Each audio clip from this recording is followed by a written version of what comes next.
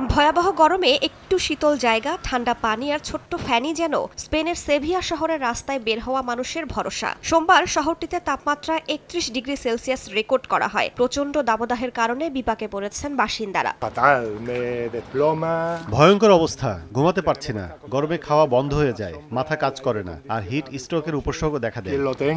স্পেনের সেভিয়ায় চলছে জাতিসংঘের ফিন্যান্সিং ফর ডেভেলপমেন্ট বিষয়ক আন্তর্জাতিক সম্মেলন। সেখানে আসা প্রতিনিধিরাও তীব্র গরমে ভোগান্তিতে পড়েছেন। হুয়েলভা প্রদেশের এল গ্রানাদো শহরে জুন মাসে সর্বোচ্চ তাপমাত্রা রেকর্ড করা হয় ৪৬ ডিগ্রি সেলসিয়াস। দেশটির আবহাওয়া সংস্থা জানায়, এবার জুনে দেশটির ইতিহাসের সবচেয়ে ভয়াবহ গরম পড়েছে, এমনকি মৃত্যুর ঘটনাও ঘটেছে।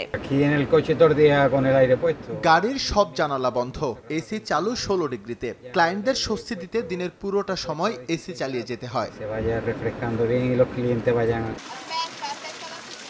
এদিকে ইতালির রোমও পড়ছে তীব্র দাবদাহে। পর্যটকরা আশ্রয় নিচ্ছেন শহরের বিখ্যাত ফোয়ারাগুলোর পাশে। কেউ কেউ পানিতে হাত পা ডুবিয়ে ঠান্ডা হওয়ার চেষ্টা করছেন। অনেক পর্যটক সকালেই দর্শনীয় স্থানগুলো ঘুরে নিচ্ছেন, যাতে দুপুরে তীব্র আগুনে পুড়তে না হয়।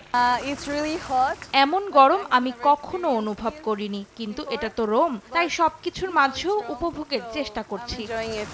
ইতালির ফ্লোরেন্স, বলোনিয়া, পেরুজিয়ার মতো শহরে তাপমাত্রা ঠেকেছে ৪১, ৩৮ ও ৩৭ ডিগ্রি সেলসিয়াসে। ২১টি শহরে রেড অ্যালার্ট জারি রয়েছে। স্থানীয়রা বলছেন, এমন গরম এর আগে তারা দেখেননি।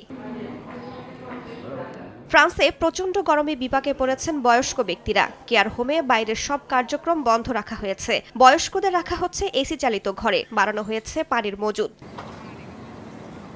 বিশ্লেষকরা বলছেন, ইউরোপ জুড়ে এই ভয়াবহ তাপপ্রবাহ প্রকৃতির কঠিন বার্তা। এতে থমকে গেছে পর্যটন থেকে শুরু করে স্বাভাবিক কাজকর্ম।